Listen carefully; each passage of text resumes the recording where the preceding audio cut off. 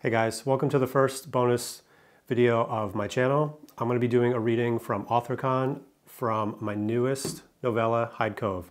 You can pick it up on my website and you can pick it up on bookbaby.com. And from now until April 18th, you can pre-order it on both Barnes & Noble and Amazon. So enjoy the reading, let me know what you think in the comments, and enjoy the video. It's about 3 killers who are preying on a small town for some reasons that are affiliated with their family. And I'm going to be reading a scene that's a little later in the book. This is chapter 7. They've already made themselves known. The police are already on to them. But this particular chapter, they're preying on a house party. So this chapter is actually called Party Crashers. Devin and Rich stood by the front door as more kids piled into the house. They exchanged glances with each girl they eyed from head to toe. "Ladies, welcome," Devin said. "Drinks in the living room, pizza and wings in the kitchen. Make yourselves at home." Without thinking it through, Devin and Rich took it upon themselves to send a mass text to their closest friends. It invited them to gather at Devin's house despite the murders and the continued threat hanging over their town. Luckily, Devin's parents were out of town for the weekend, giving them a venue for a quote-unquote end-of-the-world party. He wasn't sure if anyone other than Rich, the son of a violent and neglectful alcoholic, would attend the party. Clearly, other people had the same idea. Upon entering the house, most claimed word of sneaking out of just not going home after the fair had inspired them to show. "Hey, do you think this will get broken up with everything going on?" Rich asked. "Please. Everyone's car's in the backyard and the cops have their hands full. I wouldn't sweat it. My parents can't yell at me until Monday evening, so I'll figure it out by then," Devin said before drinking his beer down and proceeding to the kitchen. Rich looked out the front door briefly while drinking his beer. For a moment, he thought he saw someone staring at him through the trees. He opened the front door to get a better look, but no one was there. He swung the door closed and rejoined the party. Sight held Ecstatic's chest for a beat before dropping his arm and setting him loose. He let out a sigh. "I told you, subtle little brother. We don't want to spook before we terrify them." He. "Sorry, big brother," Ecstatic said. "I just get so excited." "Jesus Christ, keep it down for fuck's sake," Berserk spat. Sight poked his blade against Berserk's gut. "Relax. You know he doesn't know any better." Berserk dropped his head. His frustrations about Ecstatic's mental limitations made it hard for him to concentrate sometimes. Though forced to control his anger a little more when they were together, he still loved his brother. He valued keeping the family name intact as much as Sight did. "The police are figuring out our identities by now. We have a tight window, but that doesn't mean we can't have some fun first," Sight said. Sight, standing 5 inches taller than his younger twin brothers, gave a confident nod to both of them. They simultaneously drew their knives and walked toward the house, splitting up in different directions. Devin chuckled as he led Courtney up the stairs. She'd been his crutch ever since she told one of the teachers to go fuck herself during an assembly. Despite having the biggest breasts in school, he was mostly drawn to her daring behavior, which was natural to his character. They had both pounded several drinks, and Courtney fixed Devin with a seductive stare he'd always hoped to see. "It was so great of you to throw a party to lift everyone's spirits," she said. "I wanted to," Devin said. "Sure, this town is a mess right now, but we only have a short time here, and I want to enjoy it." His hand slid around Courtney's waist, and he rested on her lower back. "I should probably thank you for your hospitality." Courtney grabbed Devin's hand from behind her back and moved it over to her breasts. She squeezed his hand against them before reaching up to kiss him. Devin wrapped his other arm around her waist while occupying her bust. He pulled her into his room. They kissed each other with intensity, falling onto his bed. Courtney pulled her shirt over her head, revealing an eyeful for Devin. The guys in the locker room frequently talked about the very position he was in right now. Devin was pleasantly surprised that, without her shirt on, Courtney was way better than fantasy. He kissed her more while tugging at her clasps. Creeping steps echoed from the next room. Courtney stopped Devin's advances for fear of being revealed to someone other than him. Despite her bravery in standing up to school faculty, she maintained a discreet sexual reputation, even with everyone talking about her chest all day. "What was that?" Courtney asked. "Is someone else up here?" "It's nothing," Don't you worry, Devin said while kissing Courtney's neck. My house just creaks. Courtney pushed Devin off. Can you go check it out? It sounds like footsteps. Courtney, no one is up here, I promise you, Devin insisted. I'm not risking one of your pervert friends seeing me fuck you. Would you please go look? Courtney said, her level of insistence trumping his. Devin rolled his eyes and stood up. He walked to the door and looked down the hallway to see a dark, empty view. He turned back to Courtney, still in awe of how far he'd already gotten with her. She pointed to the wall separating Devin's room from the main bedroom, telling Devin to proceed. The darkness in the bedroom proved almost as intense as the hallway, and the streetlight's dim glow from outside cast a shadow of the blinds on the wall opposite Devin. Too lazy and tipsy to find the light switch, he gave the room a cursory glance before turning to exit. After all, it was time to earn those bragging rights amongst his friends. Then another creak sounded, this one louder than the last, and echoed around the empty room. Devin looked back and scanned the whole room from the doorway. The closet door groaned open to reveal light reflecting off of something he couldn't identify. He walked closer until he heard a faint chuckle. Rich, if you fuck this up for me, I'm going to slit your throat, Devin said accusingly as he charged the closet door. He opened the door to stare into blackness, and the laughter came again, slightly louder. Devin was irritated, growing mad. He wanted to unleash his anger, but he stopped when he noticed a quick blur of movement and a fraction of a second before his mouth filled with blood. His throat burned while he tried to draw air, but nothing filled his lungs but warm fluid. Devin reached up to touch an open wound and drenched his hand in blood. Ecstatic stepped out of the closet, covering his mouth from expelling too much laughter.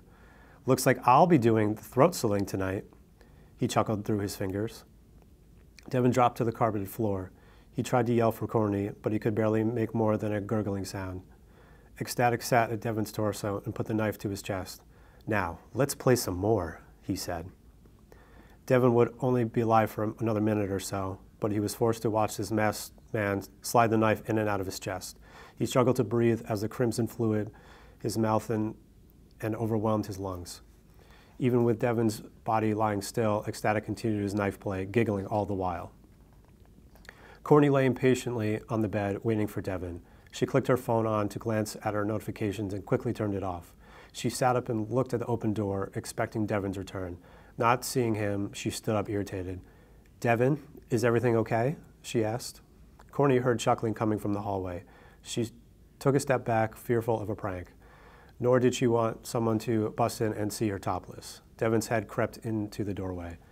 Asshole, you scared the crap out of me. Get in. Courtney stared while noticing her unusual expression. Courtney stared while started before noticing his unusual expression. Devin's severed head dropped into the room and bounced toward her. It stopped and fell on its side, facing her feet. She stared at it, unable to process what was happening. She looked at her feet and noticed the blood splatter. She tried screaming, but immediately felt a knife dig deep into her side. Ecstatic, already covered in Devin's blood, retracted the knife and sprayed Devin's floor with Courtney's. She gripped her side, holding the wound as wetness flowed down her side and soaked into her jeans. She stumbled back, falling onto the bed. Geez, you are very pretty. Did I spoil your fun with Loverboy? Ecstatic gently kicked Devin's head. Courtney put her hand in front of her face as if it would protect her. Ecstatic crept toward her slowly, appreciating the time he had with her. The faint chuckling under his mask was what upset Courtney the most. She was brave, but all the worst ways of dying immediately popped into her head. Somehow drowning or getting eaten alive by a wild animal seemed more appealing to her at this very moment. She was seconds away from the end, her heart beating in terror. Ecstatic swung the blade, ripping into her stomach just above the belly button. The intensity drove the knife so deep that half the handle disappearing into her gaping wound. She groaned as blood dripped from the corners of her mouth. Tears filled her eyes. She reached up to grip the mass. Please, Courtney cried out, please stop. Ecstatic drove the knife into her stomach again, slightly higher this time. He twisted the handle, watching the dying teen struggle more as he applied pressure to the gaping wound. I don't want to. Ecstatic plunged the knife into Courtney's eye, killing her instantly. He tried pulling it out, but it was stuck. Geez, sometimes I don't know my own strength, Ecstatic commented on his work. He pulled Courtney from the bed by her feet, dragging her into the hallway. He paused at the top of the stairs to see someone slowly coming up. Yeah, I know. Let me go ask Devin, Rich said. He looked upstairs to see the darkness. Hey, Devin, you getting your dick sucked, or can I talk to you? Rich looked down the hall to see darkness. He peeked into Devin's bedroom. As far as he could tell, it was empty. A dark stain on the floor caught his attention, but he couldn't make out what it was. Listen, dude, I'm way too high to play hide and seek right now. Can you just let me know where you stashed the rest of your blunt wraps? We're trying to smoke up some more in the backyard. A loud thud came from behind him. He turned to see Courtney's corpse fall from the closet to the floor. Rich looked up to see Ecstatic stepping out after her. You can never keep a good grip on a dead body, am I right? Ecstatic said, advancing on Rich. Rich screamed and ran from his room, stumbling down the stairs. Several people at the party stopped to see what the noise was about. People gathered by the door and looked up to see Rich coming down in panic. We have to leave, Rich yelled. Everyone, we have to leave. Chill the fuck out, Rich. Is he a ghost or something? Gabe said. Normally known as the bullying school, Gabe stood around socializing with several kids. They likely talked to him out of fear. Still, it seemed a perfect time to collect dirt on him in exchange for a cessation of ill treatment. Rich, however, was never one to be intimidated by him. Gabe, I'm serious. Rich started. He went quiet when he saw the body drop from the staircase to the floor. Courtney's corpse banged to the ground, spraying Gabe and Rich with her blood. The knife pushed deeper into her when she landed on her face, piercing flesh and bone to jut from the back of her head. Hearing an unhinged giggle from above, both boys look up to see Brother Ecstatic creeping down the stairs. Oh no, I lost my knife. Brother, could you lend me another one? Ecstatic chuckled. The basement door swung open. Berserk stepped out and swung his axe, decapitating the first person he saw. The kid dropped to the floor and the screaming started. Ecstatic rushed down the stairs to block the front entrance, and kids started rushing to the back door. The sliding glass door was the only thing stopping kids from running directly into Sight, who was waiting patiently outside, looking in. Cornered in the kitchen, kids desperately backed up against the wall as Berserk hacked and slashed everyone in his path. The louder the kid screamed, the angrier his swings became. He could barely tolerate the noise. It fueled his pursuit of letting the anger get the better of him. Sight raised a walkie-talkie. Berserk, it's time to move on to the next part of the plan. Berserk breathed deeply, holding his drenched weapon. His chest heaved as he swung his axe one last time into the corpse at his feet, chopping into their abdomen. He wiped blood from the mask and stared at the crying teenagers whose bodies hadn't yet met his axe. He looked back at his massacre with admiration and nodded to his brother. After this, we'll control this town, Sight said, through a narrow space between the door and frame. Make sure to call Noah with a new walkie-talkie from that generous officer. Berserk walked past Ecstatic, exited the house, and climbed into a parked car.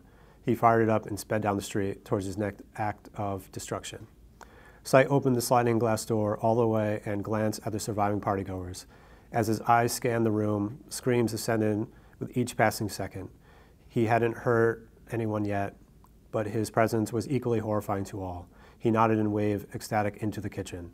Brother, please get these lovely people into the basement and tie them up. It's time to bait the people responsible for our brother's death.